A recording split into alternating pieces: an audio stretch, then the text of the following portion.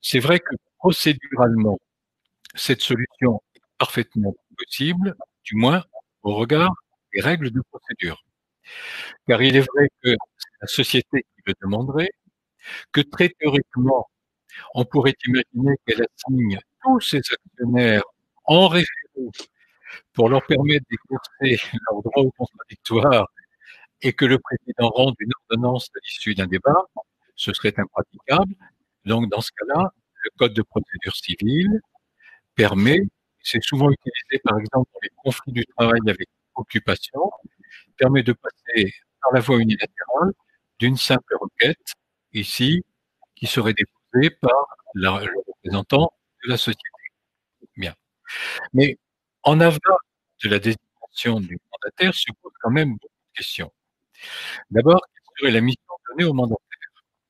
Est-ce qu'on peut imaginer que le mandataire reçoive du tribunal, donc du président du tribunal de commerce, le pouvoir de voter en son âme et conscience, en quelque sorte, au nom, pour le compte des actionnaires? Ça nous paraît radicalement impossible, car ce serait priver les actionnaires de deux droits fondamentaux, le droit de participer aux assemblées et le droit d'y voter, et tout ça étant sanctionné à peine d'une infraction. Donc, la seule possibilité, en deçà de ça, c'est de désigner le mandataire et de lui demander de prendre contact avec chaque actionnaire, du moins le plus grand nombre qu'il pourra, contact individuel, pour lui demander le sens de son vote et le répercuter à l'Assemblée. Mais alors, il faut reconnaître que dans les sociétés cotées, d'abord la première question qui se pose, qui est la question classique, c'est de connaître les actionnaires. Il s'agit de sociétés dans lesquelles les titres sont essentiellement porteurs, même s'il n'est pas interdit qu'ils soient nominatifs, mais en pratique, ils sont aux porteurs. Donc, théoriquement, on ne connaît pas les actionnaires, la société n'en tient pas la liste. Elle a les moyens d'interroger des organismes pour, euh, par moment, connaître exactement la liste de ses actionnaires du moment, mais c'est une procédure assez lourde et qui certes est à la main de la société, mais qui n'est pas simple à mettre en œuvre et qui demandera du temps et qui coûte de l'argent. Faudra-t-il ensuite, bien que connaissant s'il a obtenu la liste des actionnaires, qu'il prenne contact avec chacun d'eux? Et dans des sociétés dans lesquelles les actionnaires sont très nombreux, pour atteindre un niveau suffisant pour espérer qu'ils ne se présentent pas à l'Assemblée physiquement, honnêtement, pour ma part, ça me paraît mission impossible en pratique. De sorte que, même en utilisant l'organisme centralisateur, je, quand je dis ça me paraît impossible, peut-être que j'exagère, mais très honnêtement, je ne vois pas bien comment on pourrait le mettre en œuvre en pratique. De sorte que la conclusion, malheureusement, est très pessimiste et négative. Dans l'état actuel du droit, il n'y a pas de véritable moyen pratique utile pour réunir des assemblées sans présence physique des actionnaires. Alors, je vois une question, mais je ne sais pas si elle est pour moi. En cas de l'AG à l'AG, l'AG aurait toujours l'obligation de se réunir physiquement. Mais dans l'état actuel des textes, il n'y a pas d'AG à l'AG, je viens de vous le dire. Si jamais un texte le permettait, il m'est difficile de vous répondre, ne sachant pas ce qu'il y aurait dedans. J'imagine que le texte, à ce moment-là, peut le prévoir. S'il ne prévoyait rien, je pense qu'il faudrait un bureau présent physiquement. Je ne sais pas s'il y a d'autres questions. Oui. Sinon, je prends la parole. Oui, pour dire quelques mots éventuellement sur la question dans les sociétés anonymes non cotées. Je les évoque parce que d'abord certaines sont très considérables en taille et puis elles ont ceci de particulier qu'elles connaissent un véritable régime de dématérialisation. Et on peut espérer, je ne sais pas s'il faut l'espérer d'ailleurs, que peut-être après les expériences que nous vivons, ce régime qui a été conçu pour des sociétés non cotées sera éventuellement étendu aux côtés. Donc, depuis 2017, mais je ne suis pas sûr qu'il y ait eu beaucoup d'expériences pratiques qui aient été conduites. Depuis 2017, les sociétés anonymes non cotées peuvent avoir des assemblées générales qui sont totalement dématérialisées, c'est-à-dire que on ne raisonne pas seulement avec la possibilité de voter par correspondance, avec la possibilité d'utiliser des moyens de télétransmission, c'est l'assemblée elle-même qui, dans sa totalité, est dématérialisée. Alors c'est un système qui évidemment est a priori très très prometteur. Au départ, lorsqu'il a été mis en place, une minorité d'actionnaires représentant au moins 5% du capital pouvait s'y opposer. Et puis, dans la loi Soili de juillet, il a été dit que ce droit d'opposition ne pouvait jouer que pour les assemblées extraordinaires. Donc, l'assemblée ordinaire dématérialisée, c'est quelque chose qui est de droit pour autant que les statuts l'aient prévu. Et c'est bien là qu'est le problème, c'est que beaucoup de sociétés n'ont pas songé à se doter aujourd'hui de cette faculté et donc pratiquement, si l'on voulait la mettre en fonctionnement dans les semaines qui suivent, il faudrait d'abord une assemblée générale extraordinaire qui adopterait le principe, pour mettre en œuvre l'assemblée. Donc on voit bien que on n'en sort pas, sauf à admettre que cette assemblée extraordinaire pourrait être elle-même organisée avec uniquement des votes par correspondance. Si il y avait une discipline collective suffisante, on pourrait effectivement mettre en place des choses, mais il me semble que tout cela est quand même extrêmement compliqué et trop tardif. Alors, dernière question, je vois qu'elle a été évoquée, hein, je lis sur la colonne qui est à ma droite, que selon les informations transmises par SGSS pour un, quelqu'un d'autre parle de transmission faite par la FEP. Je veux dire que depuis ce matin, et à 10 heures, hein, donc c'est une information qui est très récente, tous les bruits concours, c'est plus que des bruits d'ailleurs, hein. Il y a une véritable réalité. Nous allons avoir probablement dans les jours qui viennent un texte qui permettra de résoudre la difficulté. Et d'ailleurs, pas seulement pour les sociétés cotées, ça sera, je pense, si la logique qui semble avoir été retenue est définitive, ça vaudra pour toutes les sociétés, ça vaudra aussi pour les mutuelles, les coopératives, les groupements d'intérêt économique. Ça sera véritablement des dispositions très très très larges, qui frapperont très très large. Alors, ces textes, reste à savoir, il y a plusieurs questions qui nous interpellent. La première question, c'est la forme. Je vois que celles et ceux d'entre vous qui avaient envoyé un petit message parlent de décret. S'agira-t-il d'un décret ou d'une loi? On court contre le temps quand même là ici. Donc j'ai l'impression que un décret pourrait sans doute intervenir beaucoup plus vite. Mais est-ce qu'un décret pourra paralyser l'application de la loi ou pourra introduire des dérogations à des principes essentiels? Et donc, si on passe par la loi, malgré toutes les urgences que l'on voudra mettre dans le processus, j'ai quelques difficultés à voir à quel moment on disposera de ce texte. C'est une première question. Deuxième question, dès lors que ce texte ne peut pas intervenir à la minute, s'agirait-il d'un décret? Il faut quand même qu'il y ait un minimum de consultation et de consensus sur les dispositions adoptées. Il est évident que dans 2-3 mois, déjà, beaucoup d'assemblées auront eu lieu, se seront tenues. Et donc, est-ce un texte qui aura une valeur rétroactive? Est-ce que c'est un texte qui viendra valider des comportements qui aujourd'hui sont discutables, mais qui seraient rétroactivement validés? C'est une des questions. Autre question, évidemment, que l'on peut se poser, je pense qu'il y en a bien d'autres, question de savoir exactement que pourrait dire ce texte. Et à mon sens, il pourrait dire peu de choses, au fond.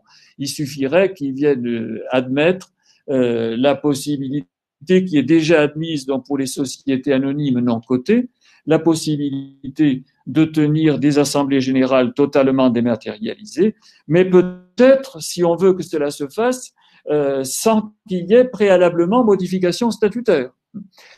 Même chose pour le conseil d'administration, on l'a vu tout à l'heure. Le conseil d'administration, si il est dématérialisé ou si tout au moins on a recours à certains procédés, on nous dit que ça ne peut pas jouer quand même si, pour certaines décisions, celle d'arrêter les comptes, et c'est bien de celle-là dont il s'agit d'ailleurs depuis tout à l'heure. Il peut y avoir également dans certains statuts de société des dispositions qui sont plus sévères que le droit commun, plus exigeantes. Donc, ce que l'on peut attendre du texte, c'est qu'évidemment, il paralyse ce type de dispositions et qu'il permette, sans clause, sans disposition statutaire préalable, de faire jouer des procédés réalisant la dématérialisation. Dernière question, enfin il y en a bien d'autres et on va vous laisser les poser, mais dernier point qui est celui de savoir si, qui tient son assemblée vendredi, il me semble que si on a un problème de prescription ou autre, elle ne courra pas contre la personne qui ne peut pas agir de toute façon. Donc, le fait de ne pas pouvoir, on avait besoin du juge, on n'a pas pu y recourir parce que il n'était pas il n'était pas à ce moment-là, il n'était pas autorisé à agir. C'est un élément de force majeure qui me paraît être un peu incontournable.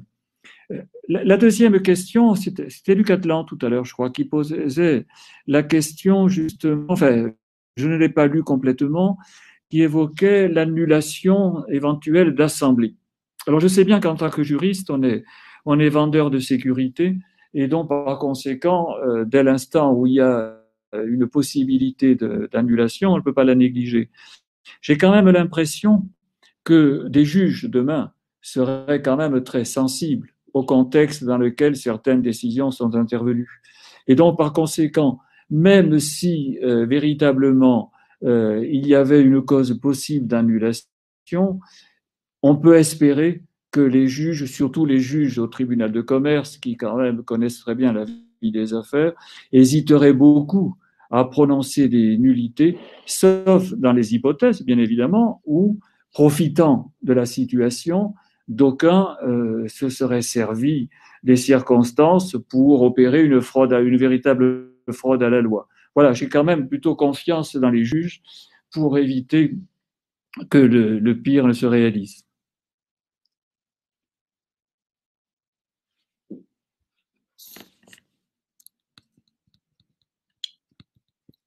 Est-ce qu'il y a d'autres questions?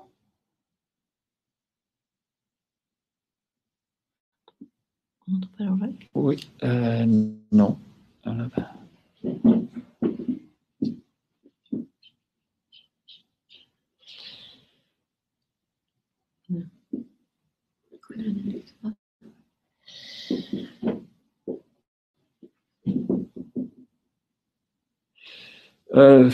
Oui, quid du directoire et conseil de surveillance? C'est le directoire qui arrête les comptes. Ça serait plus souple? Oui, d'une certaine manière, oui. On a des règles un peu moins contraignantes au niveau du directoire. L'autre question qui était posée, c'était la question de savoir si il fallait reconvoquer. Voilà, en cas de confinement prolongé, la convocation des actionnaires, tout du moins par courrier, serait-elle maintenue? Non, je pense qu'il faudra renouveler. J'ai du mal à imaginer que cette convocation envoyée par courrier ne soit pas à renouveler. Enfin, il me semble.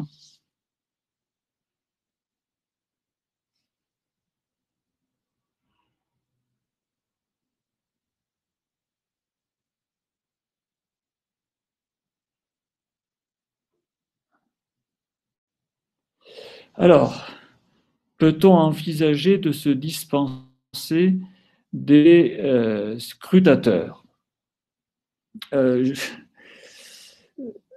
c'est-à-dire des membres du bureau en l'espèce, là, des deux membres du bureau qui vont flanquer le président.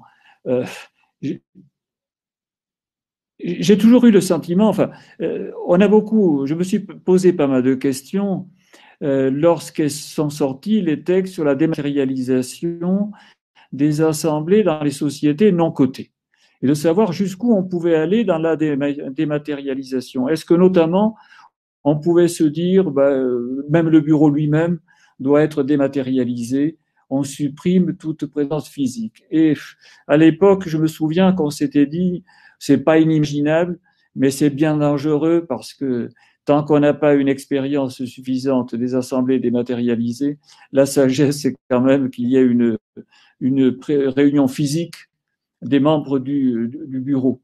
Donc, même si demain la loi autorisait une dématérialisation totale pour les sociétés cotées, j'ai du mal à concevoir que l'on puisse se dispenser de ces scrutateurs. En revanche, euh, dans une assemblée générale, finalement, on a besoin de peu de monde, finalement, puisque avec le bureau, le secrétaire général pour prendre des notes et pouvoir faire ensuite un procès verbal. En fait, avec 4 personnes, en gros, on peut exister en tant qu'assemblée.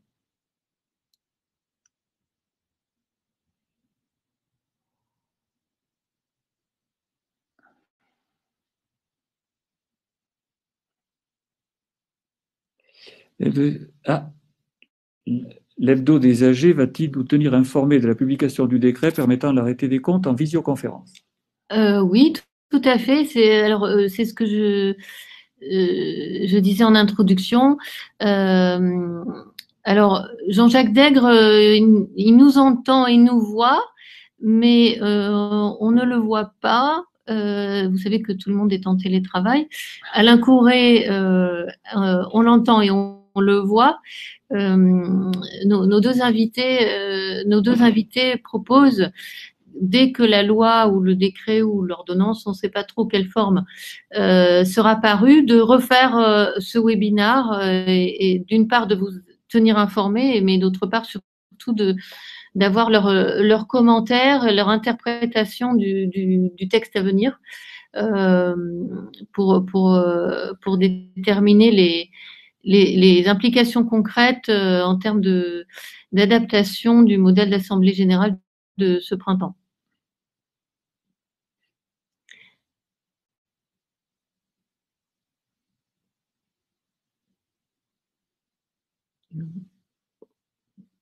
Est-ce qu'il y a d'autres questions?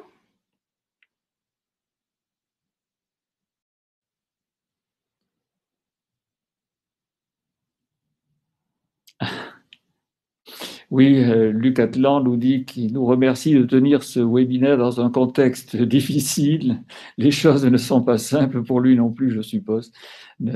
Aujourd'hui, je pense que les réseaux Internet sont saturés. C'est ce qui a fait, oui, c'est ce qui a fait sauter. Voilà. Je pense que tout le monde étant en télétravail et tout le monde essayant de fonctionner avec ses moyens de réunion digitale, ça va pas être très facile. Ça va pas être très facile, mais on va tâcher de garder le rythme.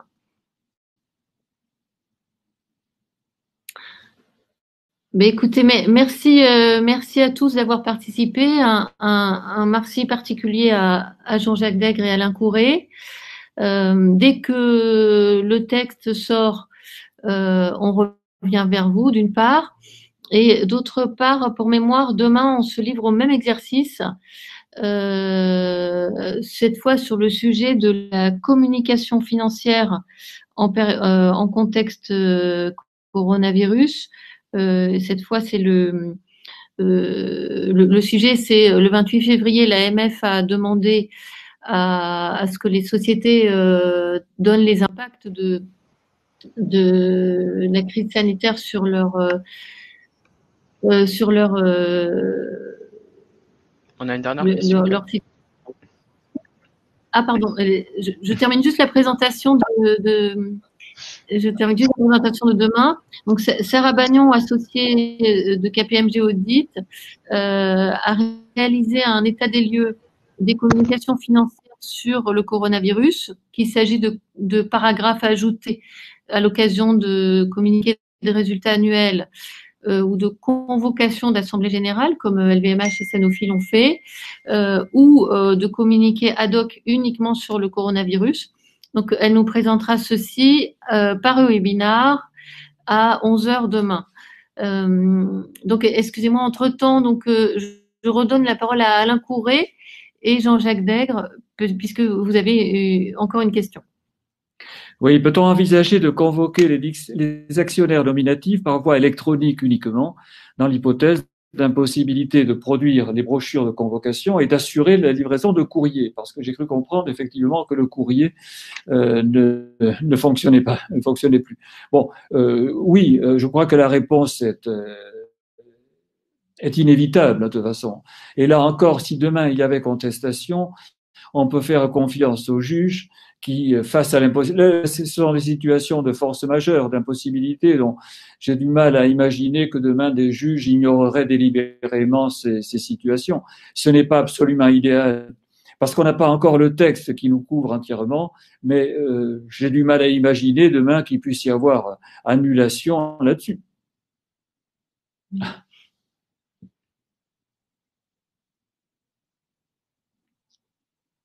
Est-ce qu'on a d'autres questions? Non, ben donc cette fois c'est un vrai au revoir, au moins jusqu'à demain matin 11h. Et de toute façon, on vous informe dès que le texte est sorti et on tiendra un webinar dans les mêmes conditions avec chacun des invités en télétravail. Merci, au revoir. Au revoir.